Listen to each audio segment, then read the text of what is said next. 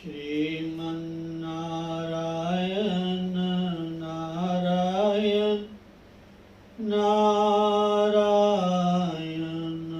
श्रीमन्नारायण नारायण नारायण लक्ष्मी नारायण नारायण नारायण लक्ष्मी नारायण नारायण नारायण श्रीमन्नारायण नारायण नारायण श्रीमन्नारायण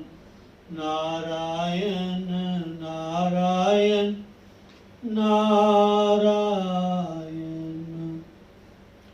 सद्गुरु नारायण नारायण नारायण सद्गुरु नारायण नारायण नारायण भजमन नारायण नारायण नारायण भजमन नारायण नारायण नारायण श्रीमन्नारायण नारायण नारायण लक्ष्मी नारायण नारायण नारायण बोलो सतगुरुदेव महाराज की जय। जय जय श्री राधे जय जय श्री राधे जय जय श्री राधे।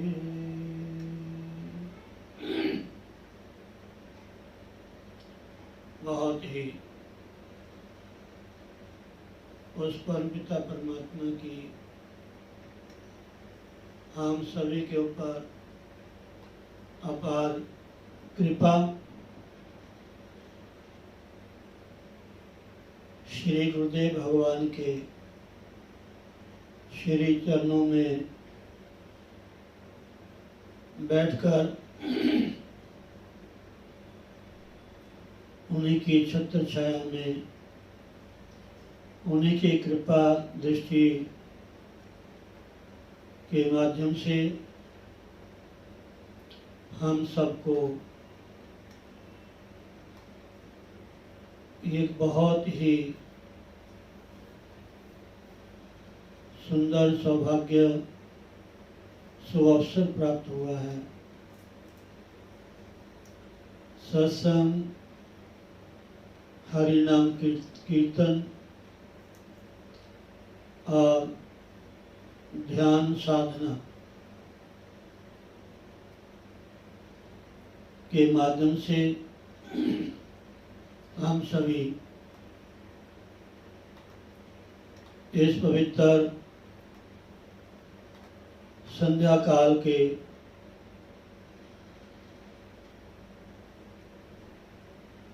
उपलक्ष्य में या संध्या काल में हम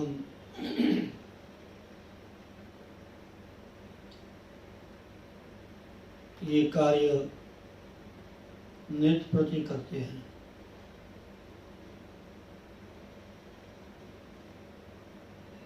क्योंकि शास्त्र, सद्ग्रंथ, संत महात्मा गुरुजन बार बार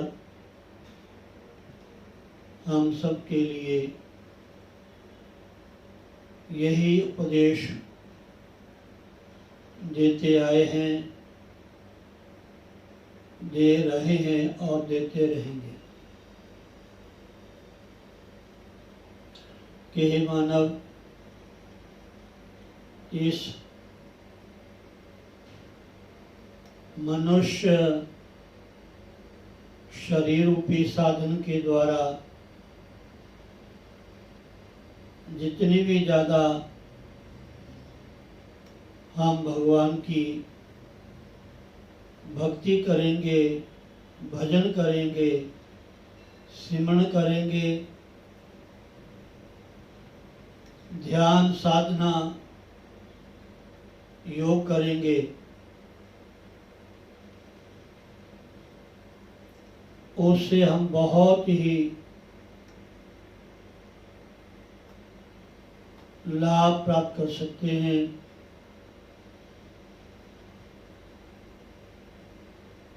जिसके लिए शास्त्रों में बहुत ही ज़्यादा विशेष लाभ बताया है। इससे बड़ा कोई लाभ नहीं भगवान की भक्ति और भगवान का भजन।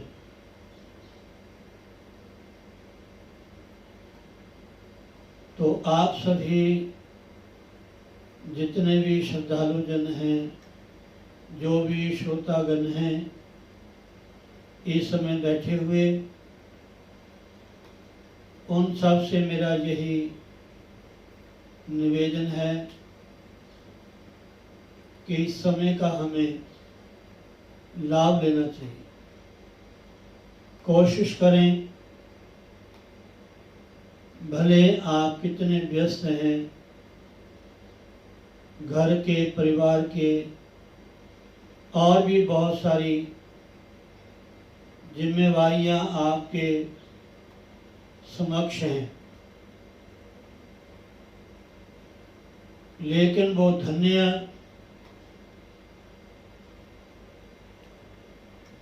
प्राणी हैं जो इतनी व्यस्त होते हुए भी सत्संग के लिए, कथा के लिए, कीर्तन के लिए, ध्यान के लिए, साधना, योग, सेवा, सिमरन, इन सब के लिए आप लोग समय निकालते हैं। और मैं तो यही कहूँगा, आप सब के ऊपर हमारे गुरुदेव भगवान की अपार कृपा है, उस परमपिता परमात्मा की भी बड़ी अनुकंपा है।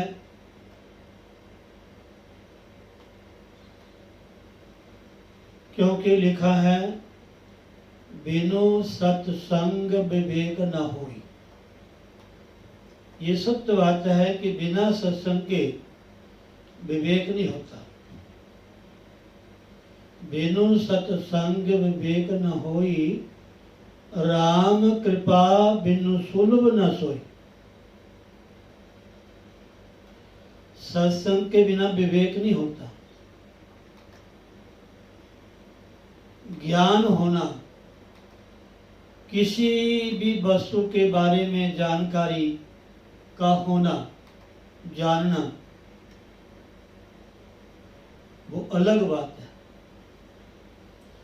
लेकिन जब उसमें हमारी विवेक बुद्धि साथ में जुड़ जाती है, फिर तो कहना ही क्या।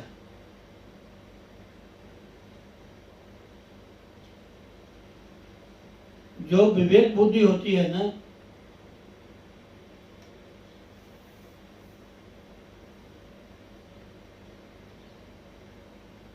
वो ऐसा निर्णय करने में सक्षम हो जाता है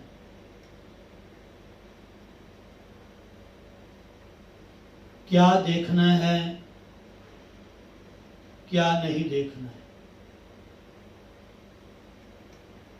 हमारी दृष्टि से भी, हमारे देखने मात्र से भी कुछ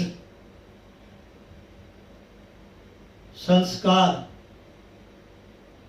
हमारे भीतर जाते हैं। हम जो भी देखते हैं, अच्छा देखेंगे तो हमारे भीतर अच्छे संस्कार होंगे, मन भी अच्छा होएगा, तन भी अच्छा होएगा, और अगर इन इंद्रियों के द्वारा, जो हमारी आंखें हैं, नेत्र, अब एक कोई महापुरुष साधक जंगल में तपस्या कर रहे थे, तो कोई चोर या कोई, वो भी डाकू होते हैं,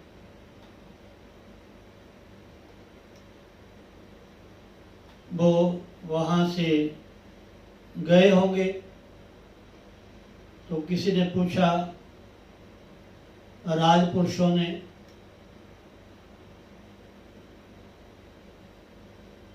कि स्वामी जी आपने अमुक व्यक्ति को जहाँ से जाते देखा, लेकिन वो क्या कहें, अगर सच कहते हैं तो पाप लगता है,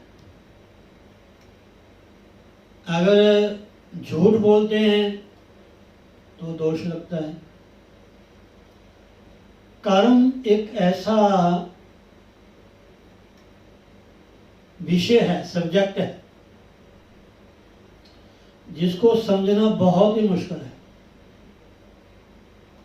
कर्म अकर्म विकर्म, गीता में लिखा है,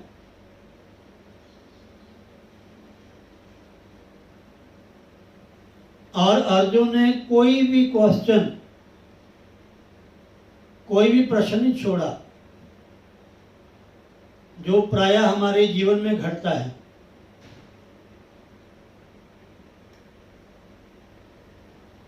हमें क्या करना चाहिए, क्या नहीं करना चाहिए, किस तरह करना चाहिए, कितना सोना चाहिए, कैसे सोना चाहिए, कितना खाना चाहिए, और कैसा आहार ग्रहण करना चाहिए। जो हम भोजन ग्रहण करते हैं ना, इसमें भी 3 तरह की प्रकृति है। एक सात्विक है, एक राजस है, एक तामस है। सात्विक वो है जो बिल्कुल ही फ्रेश है, ताजा, या यूं कह लो कि शुद्ध होकर के सात्विक वृत्ति से, विचारों से, मन में कोई ऐसा विचार नहीं है, और भोजन बना करके भगवान को भोग लगा, वो सात्विक हो गया। और एक रजोगुण भोजन होता है, जिसमें आप जानती हैं कि आज ये बनाए, आज ये बनाए, आज ये बनाए, जो मन ने कहा।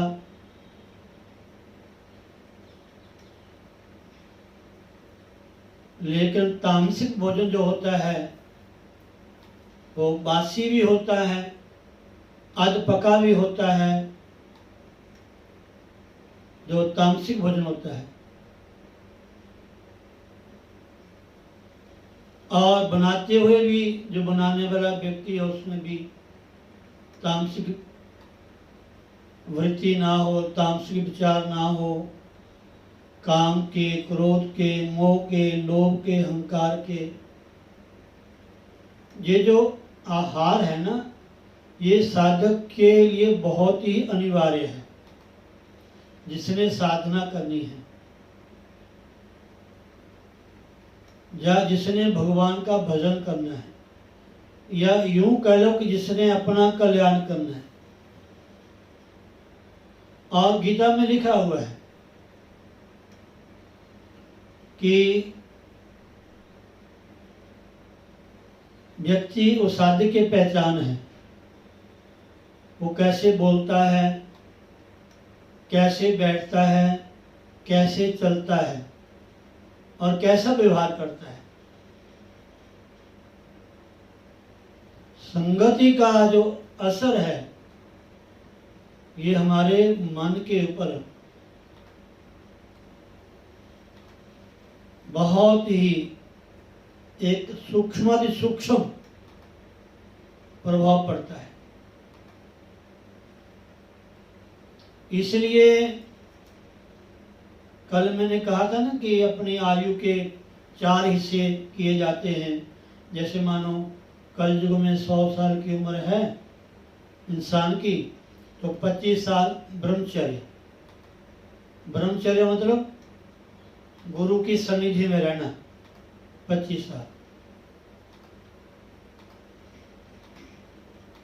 उस ब्रह्म में, उस परमात्मा में रमण करना, विचरण करना, उनका ध्यान करना।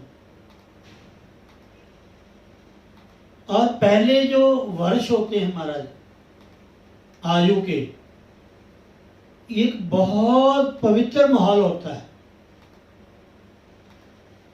इस समय इंसान के भीतर जो भी संस्कार डाल देंगे वो कभी नष्ट नहीं होंगे। समझे नहीं? इसलिए जो पहली अवस्था है, पहली उम्र जो है, आजकल तो स्कूल कॉलेज या ना जाने क्या क्या शिक्षा स्थल बन गए हैं,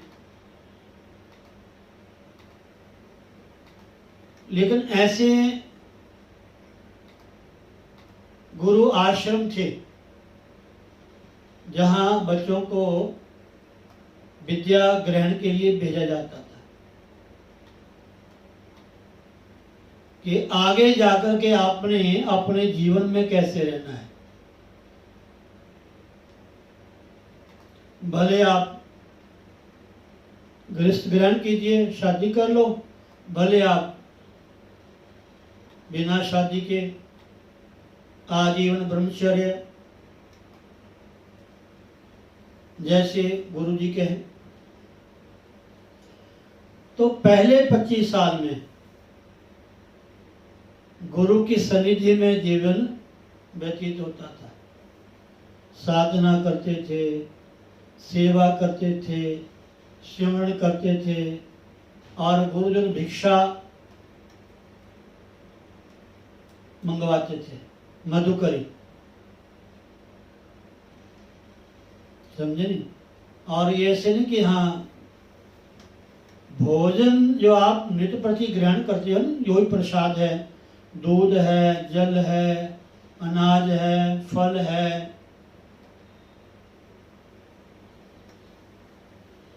समझे नहीं? ये मत सोचना कि बाजार में गए जो अच्छी लगा वो घर में ले आए,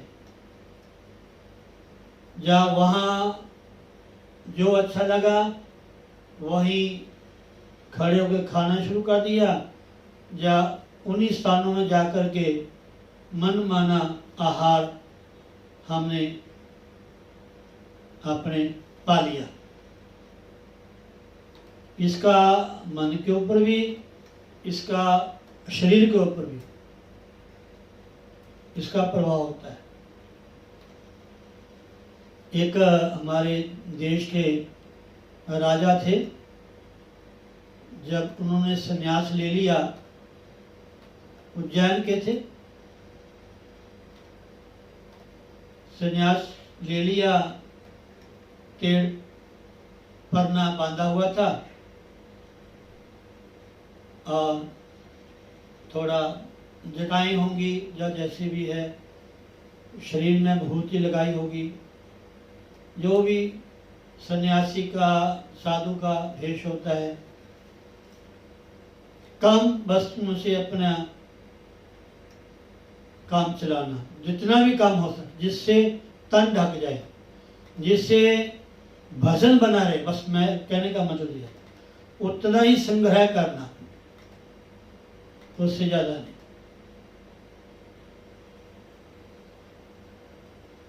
तो महात्मा किसी बाजार में जा रहे थे, देखा था वहाँ एक हलवाई की दुकान,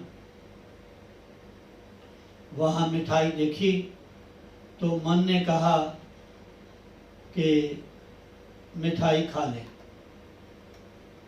और महात्मा थे, उन्होंने मन को समझाया कि मना, तू साधु है, महात्मा है, संतों वाला तुम्हारा लिबास है, भेख है, ऐसा हो तो बस है नहीं।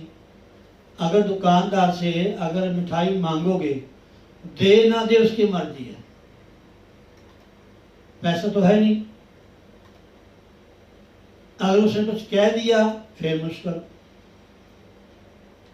तो देखो मन है, मन कहता अगर पैसे नहीं है तब चलो जंगल में, वहां लकड़ी काटो।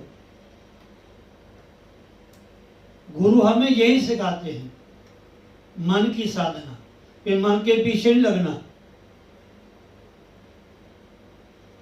जो भी बोलना है, जो भी सुनना है, जो भी देखना है, जो भी आहार ग्रहण करना है,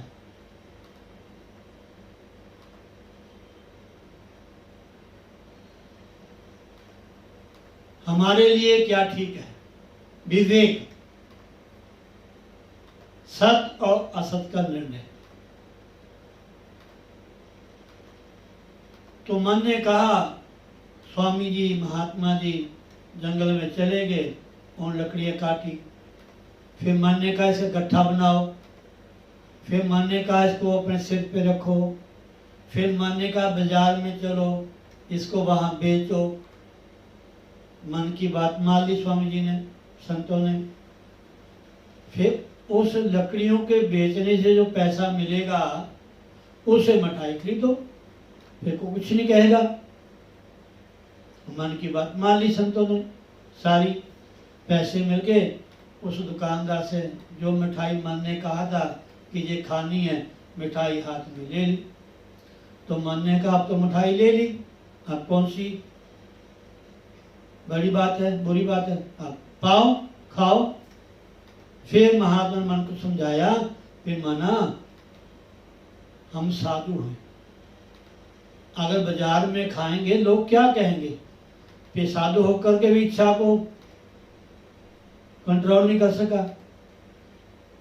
खाएंगे कहीं जंगल में जा करके, जहां कोई ना देखे वहां पाएंगे। जंगल में चले गए, मन ने फिर कहा अब तो कोई देखता नहीं, अब खा लीजिए।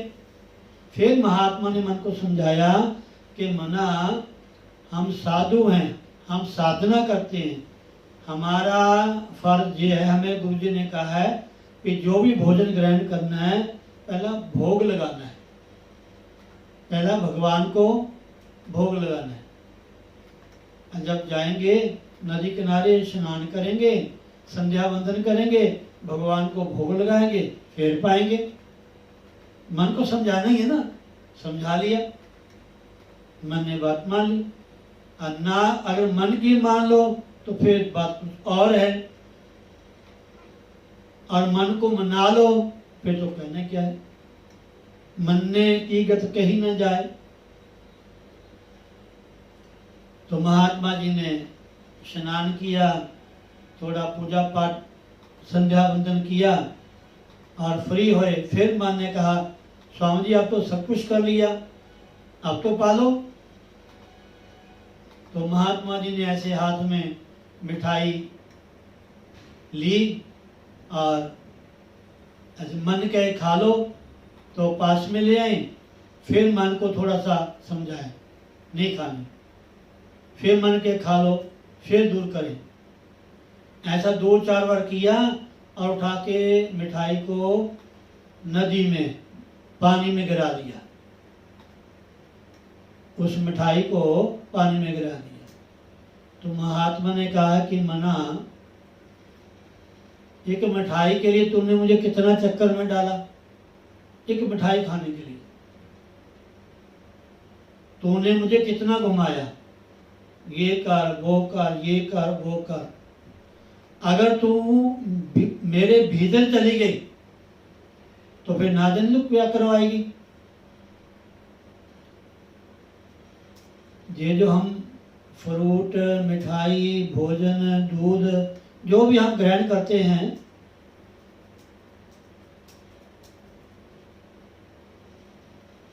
कहाँ से आता है, कैसे आता है, ये बहुत विचारणीय विषय है। इसलिए साधना जो है, विवेक हमें बताता है कि क्या देखना है। जैसे मैं कल भजन गा रहा था ना, देने वाले ने दुनिया को सब कुछ दिया, पाने वाला ना पाए तो वो क्या करे, आदमी की तरह आजकल आदमी आदमियत ना पाए तो वो क्या करे। आंख दी मैंने तुझे, ऐसा भजन में ढूंढ के आपको सुनाऊंगा कि भगवान कहते आंख दी है मैं तुझे, पर इससे क्या देखना क्या नहीं देखना है, इसकी समझ होनी चाहिए। समझे नहीं? कानों से क्या सुनना है। महाराज श्री की हुंडी में भी ये प्रसंग आता है, एक राजा का। वो पहले शायद व्यास पूजा के आसपास मैंने आपको सुनाया था।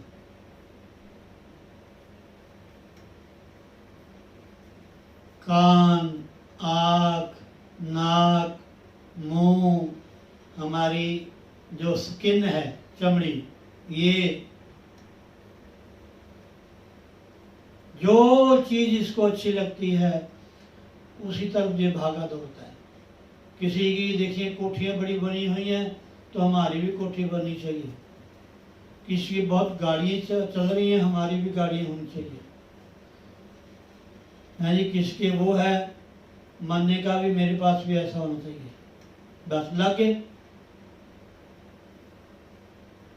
होनी चाहिए। बस कैसे होनी चाहिए ये विचार होनी चाहिए, बस जैसे कैसे मर्जी हो।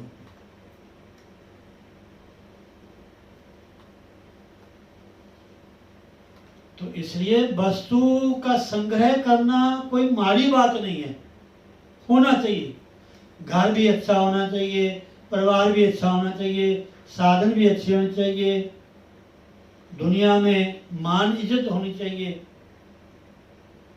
लेकिन इन्हीं को सब कुछ मान लेना, इन्हीं में सारी जिंदगी, सारी उम्र, सारा समय को लगा देना, ये सबसे बड़ी नादानी है। बस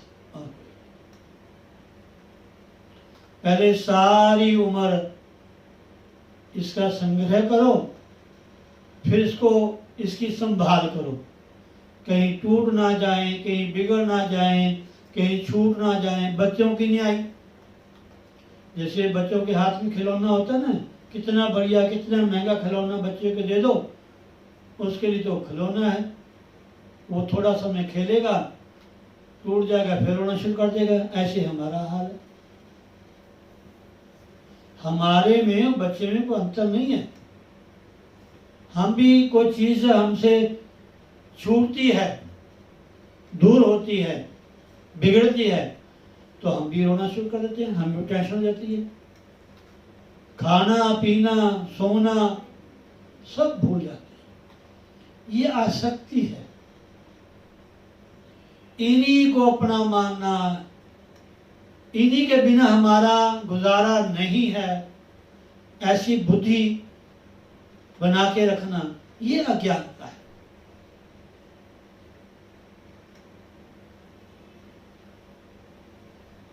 मैंने परसों एक कथा सुनाई थी। एक वो राज्य था, वहां का एक निजम था, एक असूल था उस राज्य का, कि उस राज्य में जो राजा रहता था 10 साल के लिए, 20 साल के लिए, 50 साल के लिए, तो जब राजा का समय पूरा हो जाता था तो उसको ऐसी जगह में भेजते थे जहां बियाबान जंगल होता था, हिंसक जानवर होते थे, ना को पानी ना को खाने को कोई चीज। ऐसे भयानक भीड़ जंगल में उस राजा को छोड़ देते थे कि कोई इसको पूछने भी नहीं जाता था कि तुम्हारा क्या हाल है, तुम कैसे रह रहे हो। ऐसा नियम था, ऐसी प्रथा थी वहां की। आपको ऐसा अच्छे विचारों का व्यक्ति उनको मिल गया, उन्होंने उनको बिठा दिया और वहाँ के जो भी थे रूल वगैरह सब बता दिए कि इतने साल के लिए आपको राज्य मिला है, उसके बाद आपको एक बहुत ही भयानक जंगल है, उसमें आपको छोड़ दिया जाएगा। ना वहाँ रहने को जगह है, ना खाने को कोई आहार है, ना पीने को पानी है, कुछ नहीं। बेहवान नहीं, हिंसक जानवर रहते। उसने कहा कोई बात नहीं, फिर क्या हुआ, 10 साल के 20 साल के लिए मैं राज तो भोग लूंगा ना। लेकिन 10 साल के लिए जो राजा बन जाता है, जो उस गद्दी में बैठ जाता है, तो वो सर्वे सर्वा होता है।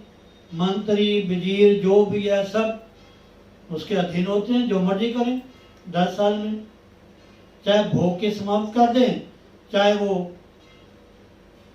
वहां रहता हुआ को पुण्य कार्य करे आगे के लिए। अब राजा बन गया, उसने ऑर्डर दे दिया नौकरों को, सेवकों को, वजीरों को भी, जाओ जिस जंगल में मैंने 10 साल 15-20 साल के बाद मैंने जाना है, वहां के सारे वृक्ष कटवा दो, सब साफ करा दो, मैदान बना दो, वहां बाजार बना दो, वहां कोठियां बना दो, वहां बिजली की व्यवस्था हो, पानी की व्यवस्था हो, अन्न की व्यवस्था हो। जैसे अभी आपने शायद न्यूज सुनी होगी चंबल घाटी की, टीवी में न्यूज आ रही थी, कल परसों मैंने सुनी है। आप लोग शायद जानते कि नहीं जानते इनको चंबल घाटी के नाम से क्यों पुकारते हैं। मैं तो वहां गया हूं ना यात्रा में, लेकिन हमारी सरकार ने उसको बिल्कुल भीड़ जंगल को साफ करवा दिया। कोई ऐसा लुटेरा, ऐसा हत्यारा, ऐसा आतताई व्यक्ति नहीं वहां मिलेगा। बिल्कुल साफ रड़ा मैदान, उसमें अनाज बोएंगे, उसमें फैक्ट्रियां लगाएंगे, ऐसा कर, ऐसी व्यवस्था कर दी। जब राजा ने जंगल को एक शहर में परिवर्तन कर दिया, बड़े सुंदर महल हो गए, हर तरह की वहां सुविधा कर दी। अब 10, 15, 20 साल के बाद जब राजा को उतारा और जाकर के वहां आराम से रहने लगा। ये कारण है, ये विवेक है। अगर हमें समय परमात्मा ने दिया है, धन दिया है, प्रभाव दिया है, साधन दिए हैं, सब कुछ दिया है, इनका भोग मत करो, उपभोग, इसका उपयोग करो, सदुपयोग करो। जितनी जरूरत है उतना अपने पास रखो, बाकी आगे बढ़ाओ। यहां के लिए भी और आगे के लिए भी। कर्म भी करो और धर्म भी करो।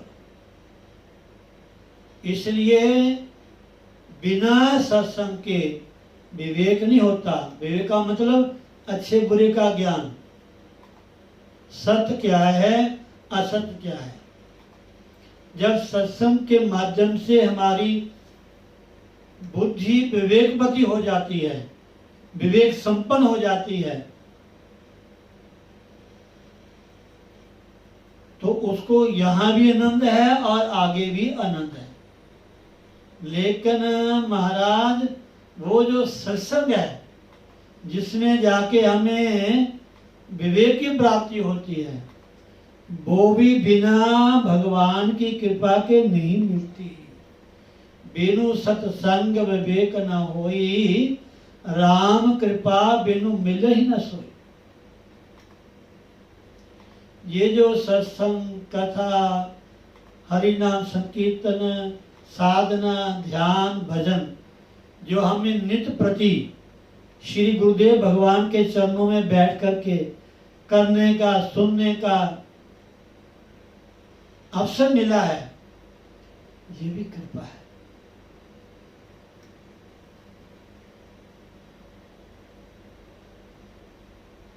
हमारा शरीर है, जो भी है, चाहे संत है, बिनु हरि कृपा मिल ही नहीं संता,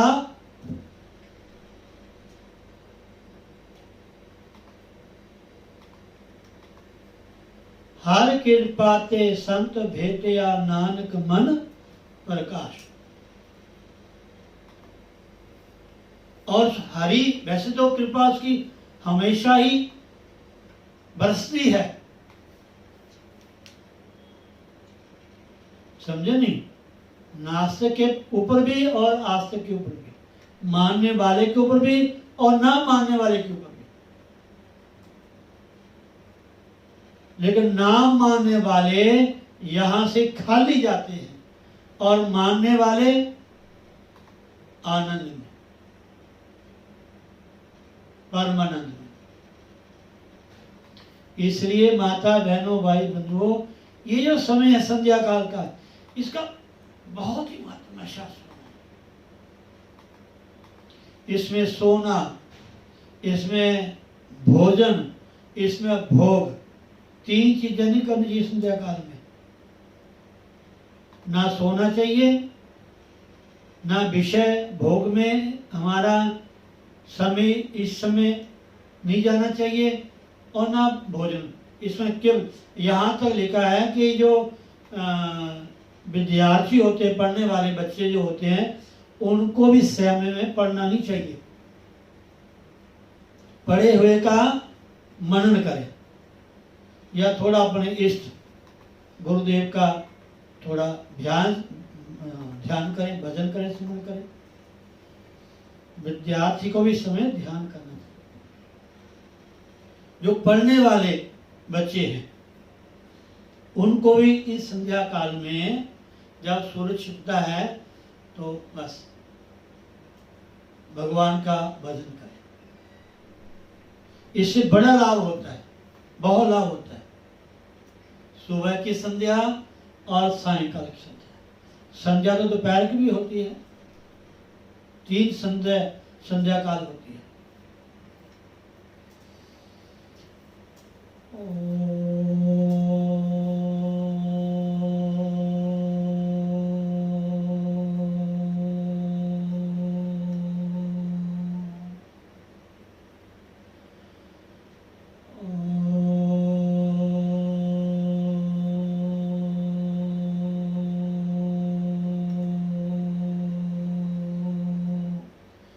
रामायण का पाठ करें, सुंदरकांड का पाठ करें, हनुमान चालीसा का पाठ करें, जो भी नित्य में आरती, पूजा, ध्यान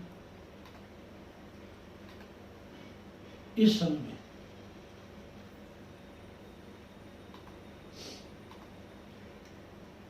तो बहुत अच्छी बात है, जितना ज़्यादा हो सके। जो भी आप घर में नित्य करते हो, अपने इष्ट की, अपने देवता की बड़े प्रसन्नता से, बड़े लगन से, बड़े विधि पूर्वक आप पूजा आराधना करें, पाठ करें। उसके बाद ध्यान जरूर लगाएं। बस जिस भी विग्रह की आप पूजा करते हैं, आरती उतारते हैं, जो भी पाठ करते हैं,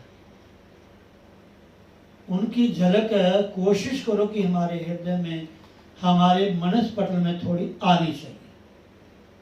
बस थोड़ा ध्यान लगाएं, पूजा नित्य करके बैठ के बस।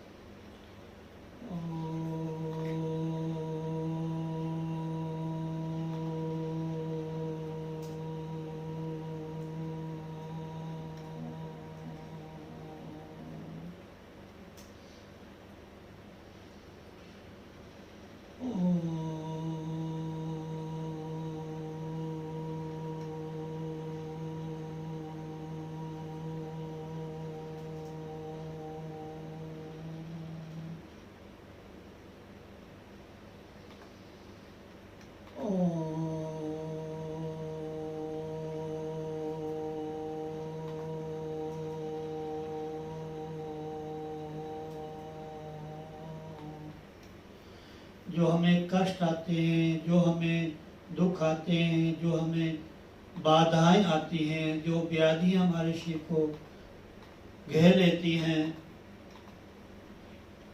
मन अशांत रहता है,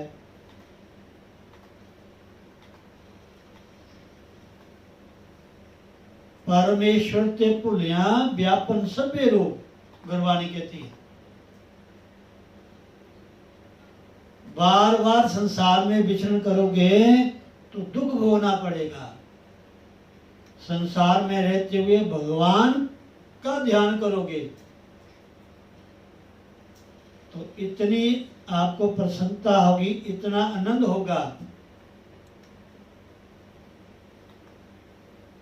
कोई भी बाहर की जो हवा है ना,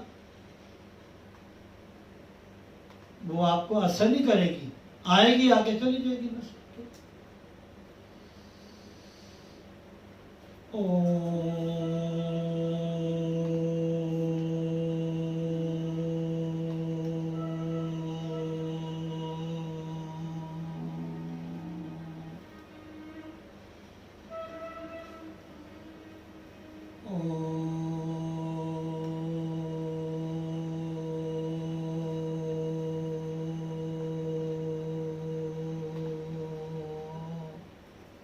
विश्वास होना चाहिए, श्रद्धा होनी चाहिए और निजम होना चाहिए। अगर आपने को निजम नहीं लिया बस, पर जैसा इंसान चोले में आए या ना आए एक ही बात है। मैंने तो एक जगह पढ़ा, अभी मैं दोपहरे कोई ग्रंथ पढ़ रहा था, उसमें मुझे श्लोक बहुत पुराना, कहीं मुझे अच्छी बात मिलती है मैं उसको नोट कर लेता हूँ, टिक मार कर लेता हूँ। वहाँ लिखा हुआ है शुनकः शुकरः खरा खादते मोदते नित्यम। अब इनका हिंदी में नाम लूंगा तो शायद आपको अच्छा ना लगेगा। शुनकः शुकरः खरा खादते मोदते नित्यम। ये तीनों जीव रोज खाते हैं, पीते हैं, मस्ती। गधा देखा खा के कैसे लेटता है? कभी देखा? कितनी ऊंची आवाज करता है, ऐसे हाँकता है वो गधा। अपने आप को बड़ा पसंद मानता है। और सुअर हमेशा गंदगी में रहता है। खार नाम गधे का है, शुक्र नाम सुअर का है। सुअर को गंदगी ही पसंद है, बस गंदगी में मस्त रहता है। अब देखना गंदगी के कोई देखना, सुअर जब गंदगी खाता है ना तो कहे हो हो आगे आगे फंसता जाता है, ढूंढता है और बढ़िया गंदगी मिले। और कुत्ता सुनकर हड्डी को चूसता है, खून उसके भीतर से निकलता है और सोचता कि हड्डी में खून है। और हम लोग भी संसार में, परिवार में, विवाह में रहते हैं। कितना मजा आ रहा है हमारा, कितना आनंद है हमारा, क्या करना।